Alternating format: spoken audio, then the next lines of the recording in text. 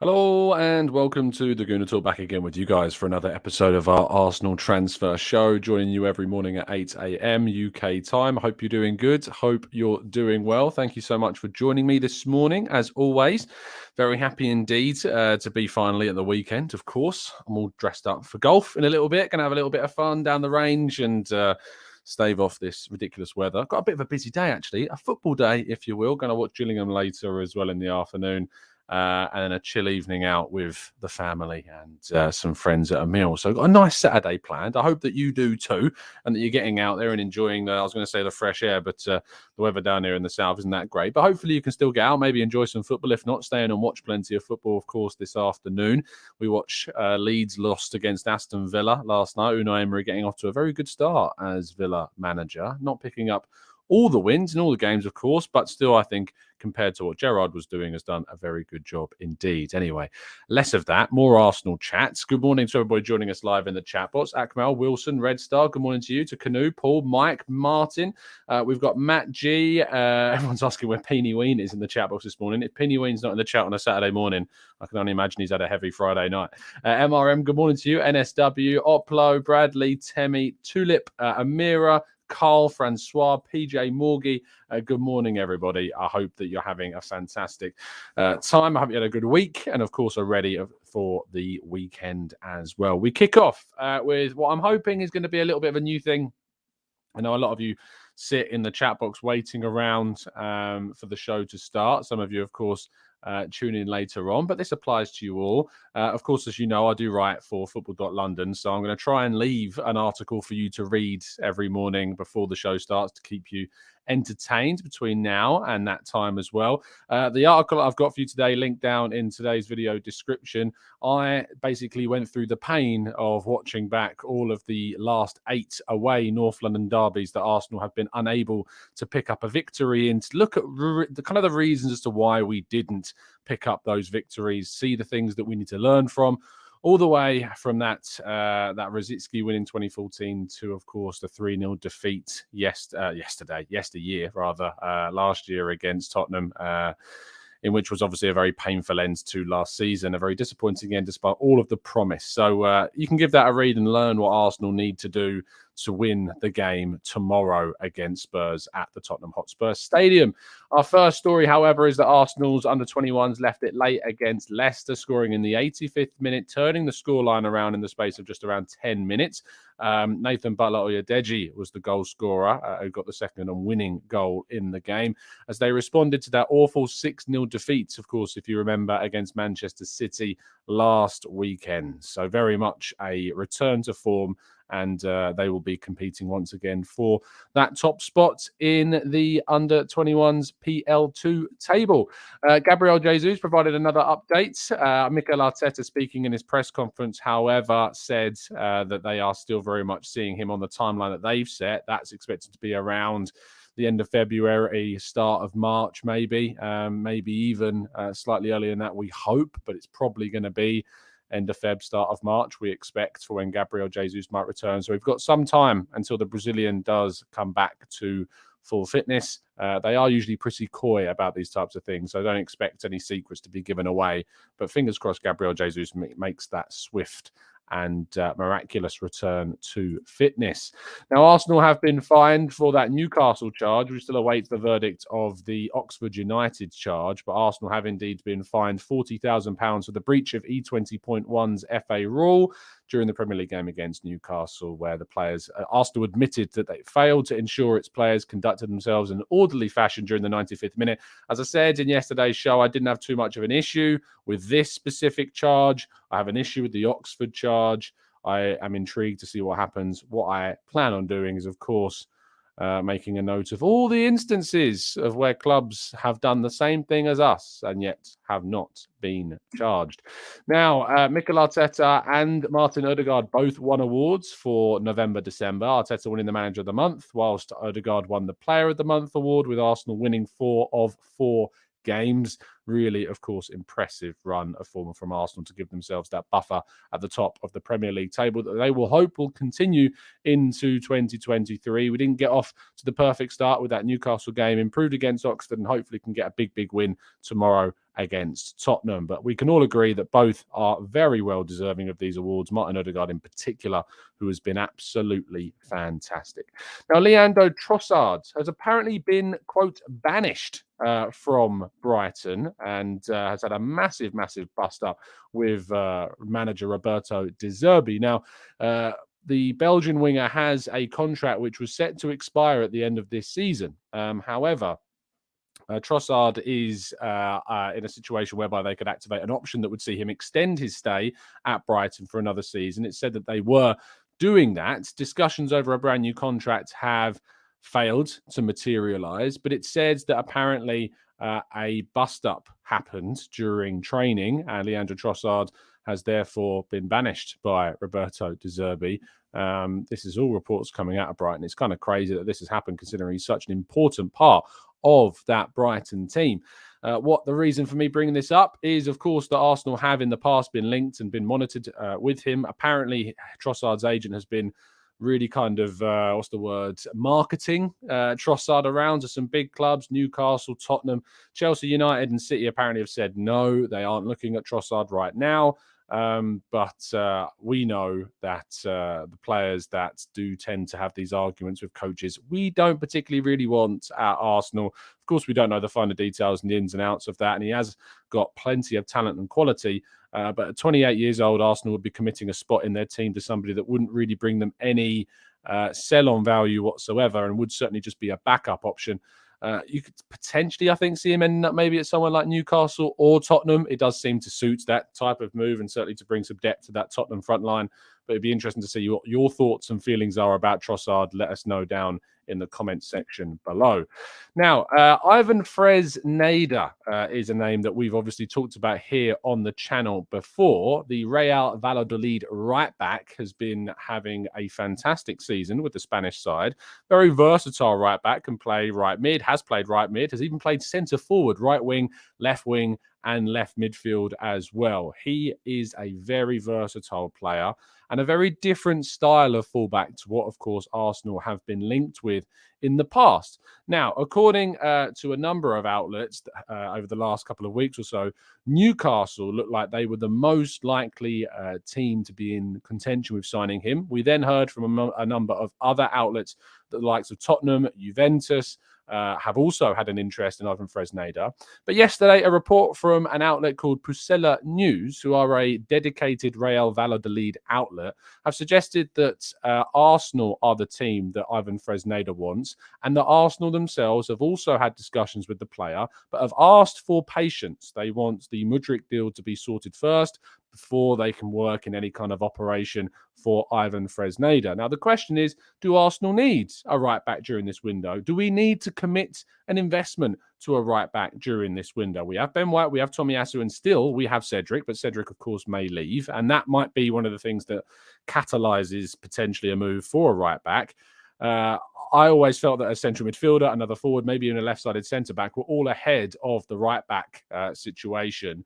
But Ivan Fresneda has caught the eye of a lot of teams, and the 18-year-old is said to be very highly rated and potentially one that is a very impressive star of the future. And it might be that if Arsenal don't sign Fresneda during this window, or any club for that matter, they would therefore miss out on a potential star for the long-term future that they wouldn't obviously be able to bring in. So it might be a case of, if you want to get Fresneda, you've got to get him during this window, and the Arsenal don't want to miss out on this opportunity.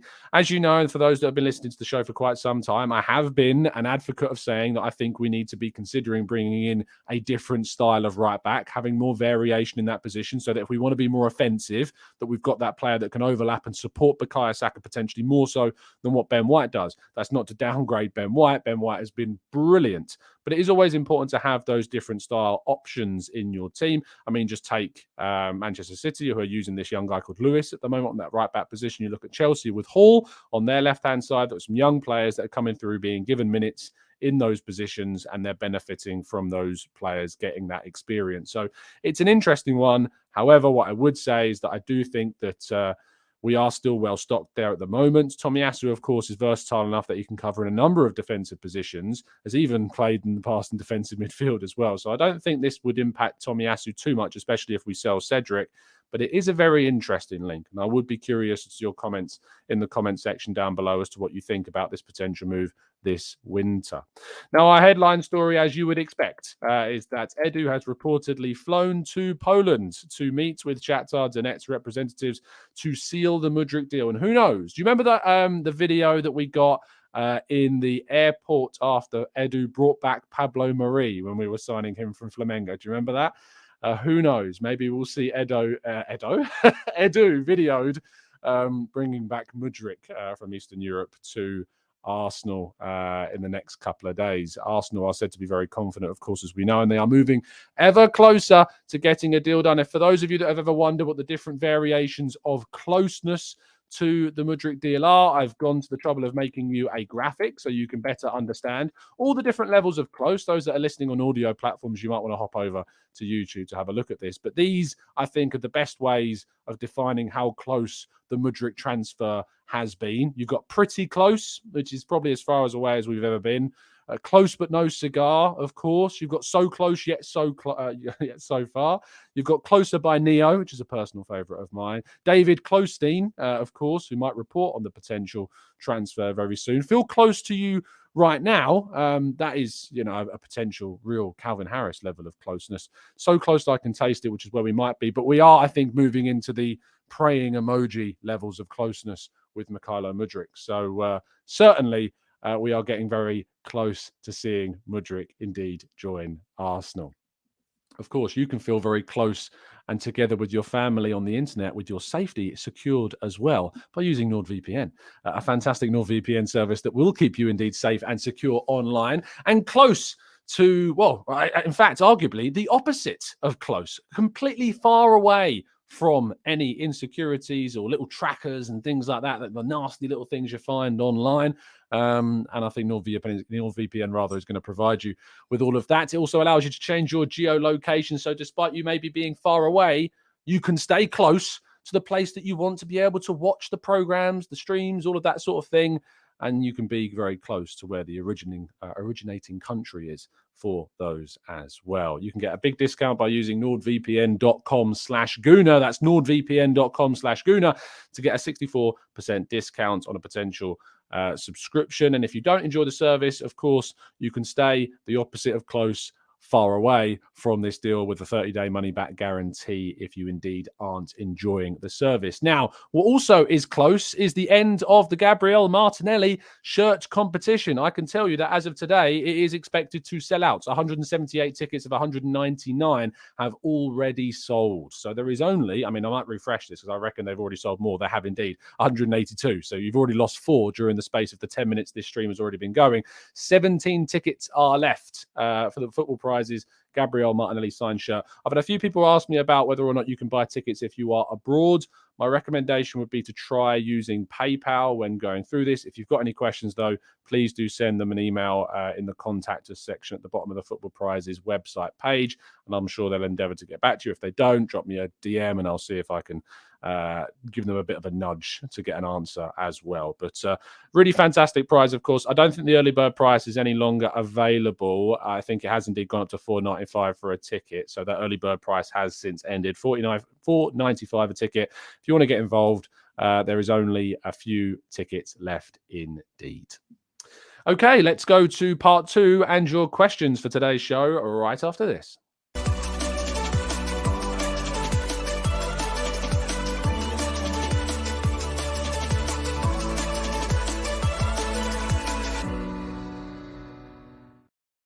Okay, let's jump into the chat box and go through your questions. Yes. I'll address a quick thing. Obviously, if you listen on audio on Spotify, iTunes and stuff like that, you won't hear some of the things that I do at the end of part 1. And I can't say the specific words because of our audio platforms being distributed by a third-party source. It means, of course, that I can't mention them on the audio side of the platform. So if you're thinking, why am I never listening to the funny little things that Tom does at the end of the the first section, it's because you don't hear them on Spotify and iTunes. You only hear them on YouTube. So if you want to hear them, you can hop over to YouTube. Speaking of iTunes and Spotify, on Spotify, if you could always leave us a 5-star review, that would mean loads. On iTunes, you can leave us a written review.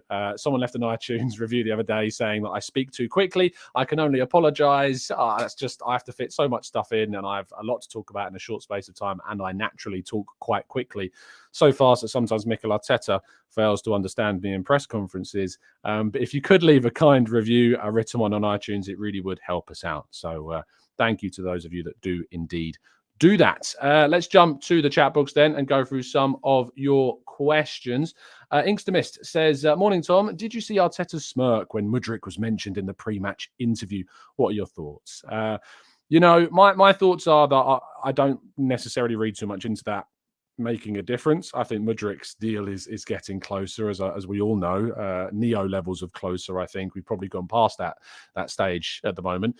But I've asked Mikel Arteta about transfers. Others have asked Mikel Arteta about transfers. We know what type of answer we get. If you actually go back and listen to the pre-Oxford press conference, when I ask him about different valuations of transfers, you'll hear me say, don't worry, I'm not going to ask you about specific players, because he doesn't talk about them.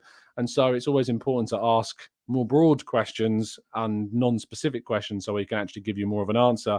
So whilst he might smile, he's not going to give you anything more than that. Louise says, do you view the Fresneda signing as a sign that we may move Tommy to our backup left-back position? I think they could be a great option. Arsenal do have an interest in signing a left-sided centre-back. If that doesn't materialise, maybe this Fresneda situation would change Tomiyasu's role in the squad. Tomiyasu has been linked with other teams around Europe as well. His position in the squad is not guaranteed. I think that Arsenal would certainly be able to guarantee a profit on Tomiyasu, and that's important. We get very attached to players and we think, well, why on earth would we sell Tomiyasu? He's been good for us. And, I'm sure Manchester City have thought that about Gabriel Jesus or Alexander Zinchenko.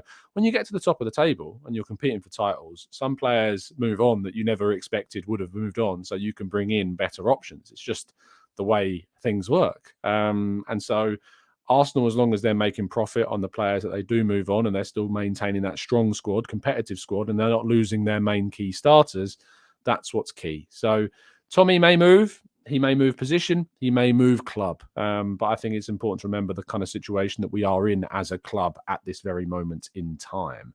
Una says, why haven't the FA charged Mudryk yet? Yeah, I'm surprised that I haven't had the FA burst into my studio this afternoon, this morning, wherever you happen to be in the world, and charge me for something, maybe saying that I don't really rate them.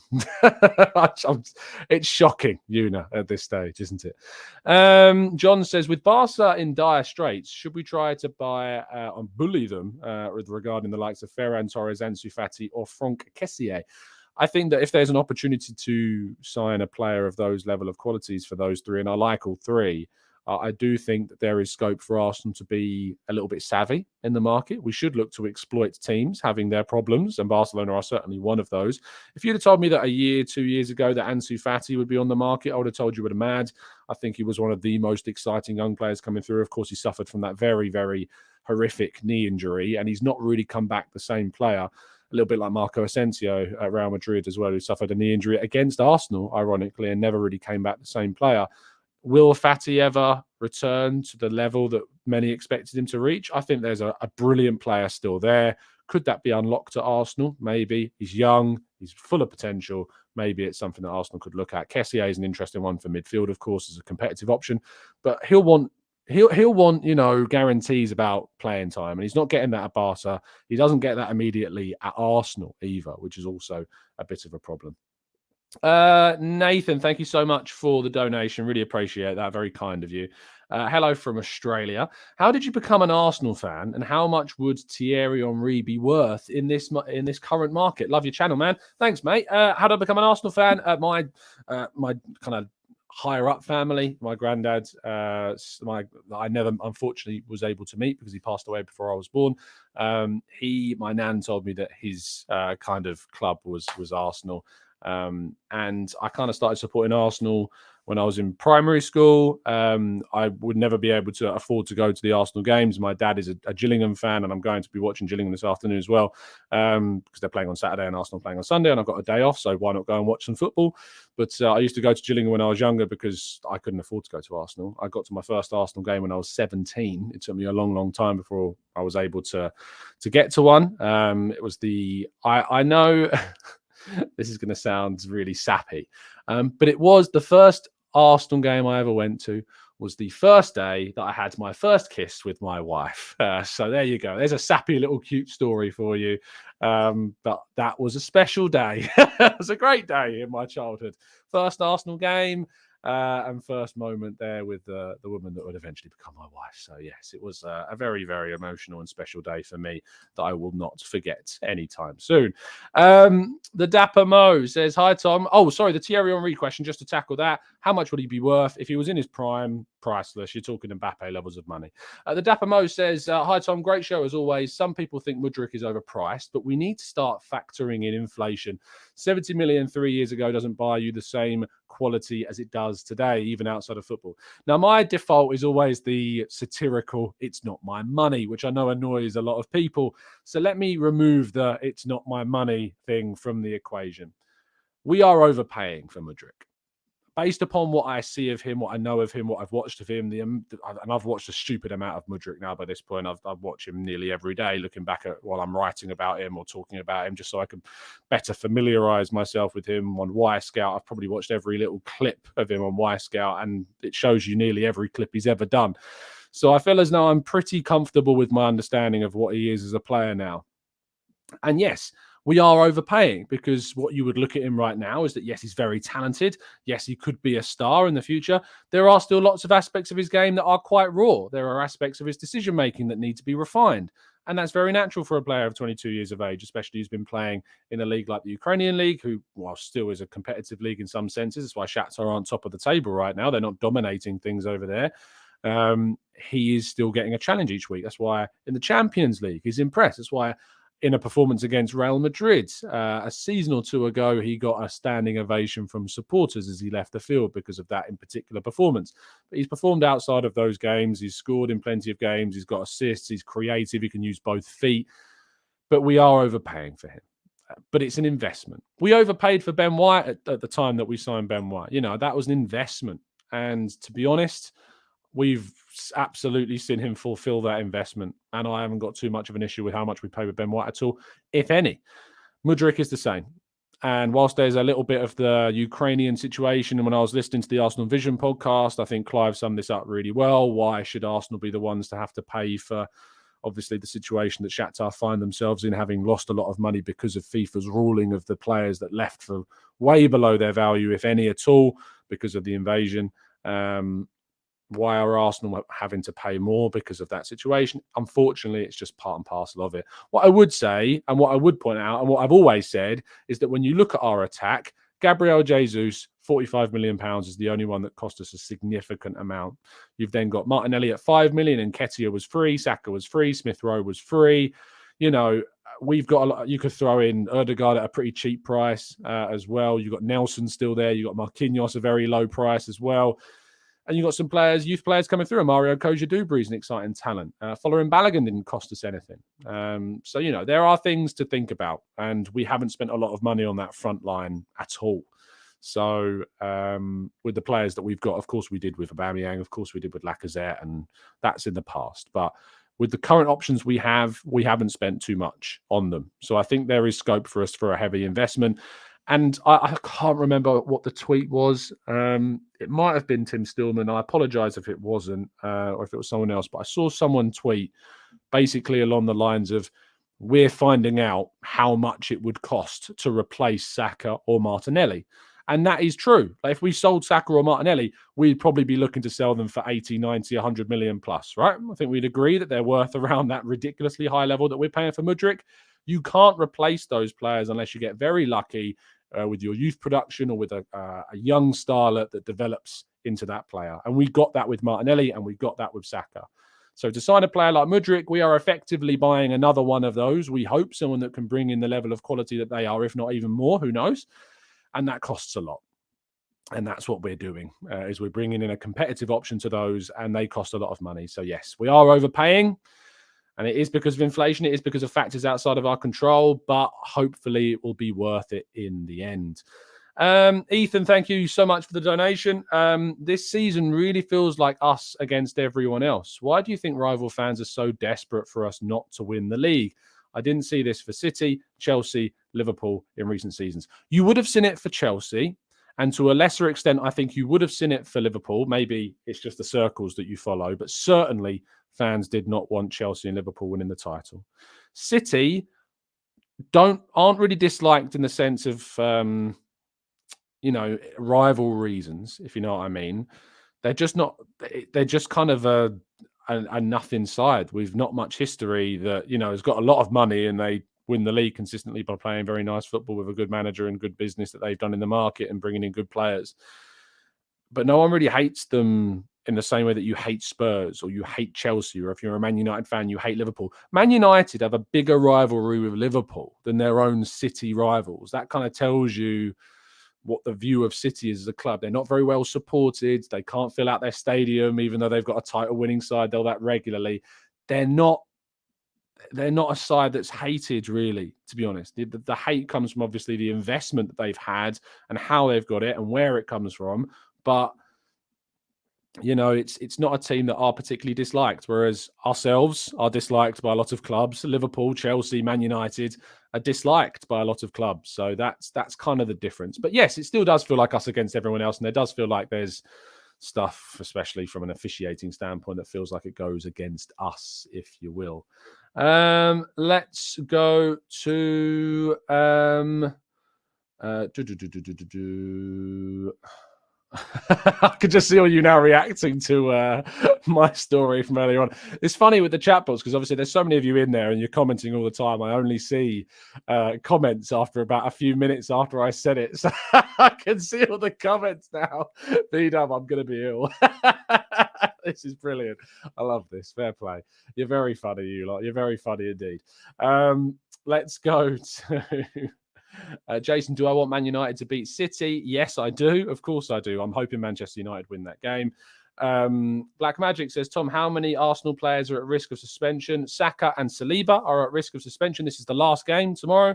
We've got to hope that they don't get booked and they'll be available for that game against Man United. I tell you what, though, if Saka gets booked and is suspended, Mahalo Mudryk might be coming straight into the team if we indeed do bring him in the next few days or so. Smith Rowe, of course, is another option, but who knows? We'll have to see how he reacts. But apparently he's been staying in very good shape. Although he's not played since November, apparently my understanding is he's been keeping in very, very good shape indeed, and hopefully won't need too much time to transition and get up to match fitness. But of course, the club will make those assessments if and when he arrives. Let's go to... Clive, who says, morning, Tom. Please remind all the Gooners going to the game tomorrow. Got the crucifix and garlic in the pocket. Make sure you're taking all precautions when you go to Spurs. Indeed, stay safe, people. By the way, I know things can get a bit silly at the derby, but do stay safe, do be sensible, and enjoy yourselves with other Arsenal fans. You don't need to indulge yourselves in the silliness. Don't get us in any crowd trouble and stuff like that. Be passionate and all that, but just stay safe. It's really important that you do because things happen. There has always been that history of it. So there you go. Answer says, remember when I spoke to you about João Gomez of Flamengo to you during the comment section, Tom? He's moving to Wolves and might just prove me right in the Premier League. Always preferred him to Danilo. Well, Answer, he's one that we're going to have to look at. Of course, Wolves signed that Mateus Nunes midfielder from Sporting that everyone was raving about, and he's not necessarily done it. So let's see what João Gomez does. I'll try to keep it etched in my memory that you did indeed say that. So let's see how it works. Manu says, unrelated, but don't you absolutely love academy products like Matt Smith? All of his loans amounted to a massive amount of experience. Not everyone needs to be a Saka. Smith is an example to the youth side. Of course, you're going to find players, Manu, like Matt Smith. And to be honest, I talked about this in yesterday's show. I don't necessarily think that Matt Smith has a future as a senior player at Arsenal. He's always kind of been on the fringe, very close to getting a debut, but never had the opportunity. And that's a shame because he probably does deserve a couple of minutes on the pitch, maybe more so than some of the youngsters that have been given those minutes because he's waited. He's been very patient. It's not happened. I think he will probably be sold to a championship side and he may end up playing in the Premier League. It reminds me a bit of you, like Seb Larsson. Do you remember Seb Larsson? It's not just because of the blonde hair, but Seb Larsson was, of course, in the Arsenal youth setup. Henry Lansbury, these types of players that went on loan but never really were going to play for Arsenal and ultimately left and played Premier League level for a lower Premier League side. And if Matt Smith goes on to play, who knows, for a rival of ours in the future, it will be because of that loan experience he got at Arsenal. I don't necessarily think it's going to work out here. But yeah, you're right. There are examples of players that go on to do well, and only a very, very small percentage of those can indeed happen. Jason says, Danilo to Forest is done. It is indeed. They've got a very good midfielder for the future. I don't think necessarily he was the right player for us to bring in this window. Who knows? He might prove us wrong, but we'll wait and see. JDB says, Tom, what do you think about Sangara? Why not do a Thomas Partey situation with his contract? Just activate the release clause. Did his release clause not change when he signed that new contract? Sangara signed new contract, PSV. I'm sure that it removed the release clause that was in his deal. I was sure that it got removed. Let me just have a quick check. Nothing in that article about the release clause. Let's see if this one has anything about the release clause. I'm sure it changed. I might be wrong, but I thought it removed it. Yes, so Sangara had a reported 32 million pound release clause, 35 million euros, around that. But he signed a new 5-year contract in August that removed the clause. So there you go. So he doesn't have a clause in his contract anymore. So for that reason, we can't just activate his release clause because he doesn't have one. Or if he does have one, it's significantly higher than it was before. He absolutely is one of those options that you would say could become a replacement for Partey in the future. But unfortunately, it won't be for that release clause that's being suggested. So there you go. Joshua says, we prepared some news for you today. Shakhtar have just posted on Twitter. Yeah, but Shakhtar have been doing some rather cheeky things on Twitter. So let's have a quick look. Let's see what they've said. Maybe they've... we prepared some news for you today. Eyes, #Shakhtar. I doubt it's the Mudryk situation. It might be the Mudryk situation. We'll have to wait and see. But I don't know. Of course, I am off today, which means that if I am available and around, I might be able to do an immediate reaction if anything big does indeed drop. But I doubt it will. But I don't know. Anything can happen at this stage. As we talked about earlier on, apparently Edu flew to Poland to meet with Shakhtar Donetsk to wrap up the deal. If it happens today, great. I really hope it does happen today, not just because I want it to be done and finished and over, but I would like it to be done before the North London derby because I think it would be a massive, massive boost to the team. You'd hope that he would come over and watch the game, of course, as well, and sit with Edu in the stands and stuff like that. Maybe that's something that we'll see. But we'll have to wait and see. I don't think they would tweet that about a potential exit. That's a bit strange. Maybe it's about a game they're playing. Maybe it's about a player they're signing. But you wouldn't usually see that about a player that's leaving, would you? So I don't think it's that. I might be wrong, but I don't think that it's that at all. Let's go to Manu says, did you see the Burnley announcing Al Dakil with a Toy Story / Buzz Lightyear video? Absolute jokes. I haven't seen that, but I do know that Burnley have been working very hard on their social media over the last year or so with their signings. If you go back and watch the summer, they pulled off some brilliant announcement videos, and definitely their game in that sense is very, very good. Jelly Pig says, how funny would it be if Chelsea signed Anoni Madueke for 40 million and injury prone, not really consistent in a lower league? Have we ever seen more incompetence from a leadership at a club? Can you tell I love it? I can. I think Madueke is a very talented young player, but there is, of course, always the fear of injury, always the fear that he wasn't starting. You had Xavi Simons and Cody Gakpo that have been starting over him. PSV are getting a lot of money for Gakpo and Madueke. Interesting that Madueke is actually going to be earning them maybe more as an immediate upfront fee than Gakpo did. Gakpo's 37 million rising to 50 million in add-ons. Maybe Madueke ends up earning them more money up front than what Gakpo did for Liverpool. That kind of shows you where Chelsea are at regarding their negotiations. But of course, when Gakpo left, that made Madueke more valuable to PSV. So I suppose that takes something in. Harvey says, what do you think about Zinchenko's FA warning? Yes, if you haven't had a chance to go and read Sam Dean's article on the Telegraph, it is behind a paywall. So if you do have the Telegraph subscription, you can read it. But it is a very, very good article about Alexander Zinchenko's career, about how it is to date. But within that article, it reveals that the FA sent a letter to Zinchenko in August. Now, if you cast your mind back to the Fulham game, if you remember when we scored that late winner thanks to Gabriel, after he, of course, made the mistake which led to Mitrovic's opening goal in that game. If you cast your minds back, when we scored that winner, Zinchenko left the dugout and sprinted to the corner flag to celebrate with his fellow teammates. In fact, one of the stewards at the time, there was a female steward standing who actually thought that Zinchenko was a pitch invader. And the irony is that by regulations and rules, he actually was a pitch invader. If you aren't a substitute, if you aren't a member of the staff, the playing staff, or the coaching staff, you aren't allowed to do that. And so he technically was a pitch invader in that moment. So I don't have too much of an issue with the letter that they sent to kindly politely remind him to not do that again. And apparently he very swiftly agreed to not do that again.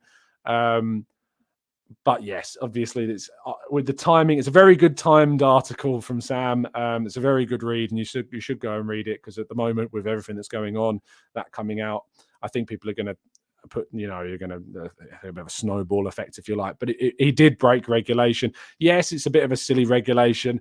I think, and to be fair, in this instance, maybe a letter being sent just politely reminding him not to is maybe the little bit of the context and the perspective that we are lacking from the FA with the charge for the Oxford game. Things have changed a lot since then. So, yeah, but it is a bit of a silly one, isn't it? A bit crazy indeed. Anton says, Zinni and his wife have helped Mudryk if we end up signing him.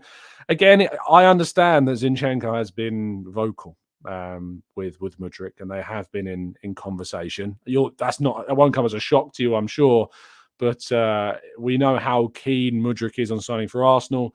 Apparently Zinchenko has been a little bit chatty in his ear, let's say, over this period of time is what I've heard.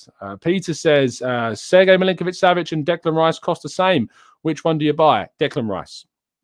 The reason why I buy Declan Rice is because, A, he's younger, so I think he's a better investment. He's Premier League experienced, of course. He's got that, playing at the top level, playing in Europe for a Premier League side as well. I think that he'll cost around, as you say, the same kind of figure now. And I think that Charlie Patino coming through has got scope to play both at 6 and in Xhaka's role. I think he can play both positions. And so I think that it's important that we bring in that Partey competitor. Because I think there's a big gap between Partey and Patino. Like the gap between the development of those two. Having someone in the middle, I think, could be really good for us, for competitiveness of the squad. So I would go for Declan Rice, for me. It's just my choice, and I know that people will disagree. That's not to say that I don't want Sergej Milinkovic-Savic. You know how much I like Sergej Milinkovic-Savic. I would go for either. So, yes, but I'd lean towards Rice. James says, how good was Darren Brown the other day? He was brilliant. I won't tell you anything about the show, because if anyone goes to see it, you don't want any spoilers. But if you can go and see Darren Brown Showman in London, I cannot recommend it any higher. Completely stumped, completely manipulated. It was amazing. He's a mentalist, illusionist type person, very famous here in the UK, probably abroad as well. If you can go and watch it, go and watch it. It's amazing. Thank you, James, for the question. That's some good memory you've got there. Anyway, we're going to wrap things up, so I've got to get myself to golf. I've already received, while on this show, I saw when I checked Twitter a second ago, and I'll reply to them shortly, a couple of DMs saying, I like golf as well. Just for caveat, I literally have been playing golf for about 2 months. I'm not very good at all. I'm trying to get into another sport, get better, have some more, because obviously with my knee, I'm not really playing 7-a-side all that much anymore. So I'm trying to get into a bit of golf. So maybe in a while, I'll be able to do a round of golf with some of our listeners. But right now, I'm honing my skills. And by honing my skills, I mean trying to hit the ball with the club. That's kind of where I'm at right now. But thank you so much for tuning in. It means a lot, of course, that you always do. Thank you for the kind messages. As I said earlier on the show, if you listen on iTunes, please leave a kind written review. That would really be helpful. It's always nice to read through some of the nice feedback we get. Let us us know your thoughts on any of the topics we've discussed today in the comment section down below. That means a lot to us as well. It's been a genuine pleasure to join you as always. And I'll see you again tomorrow morning ahead of the derby. Big game coming up. Lots of football to talk about later. Manchester derby as well. We'll have reaction to that in tomorrow morning's show too. Fingers crossed United can do us a favour. See you again very soon. And as always, up the Arsenal.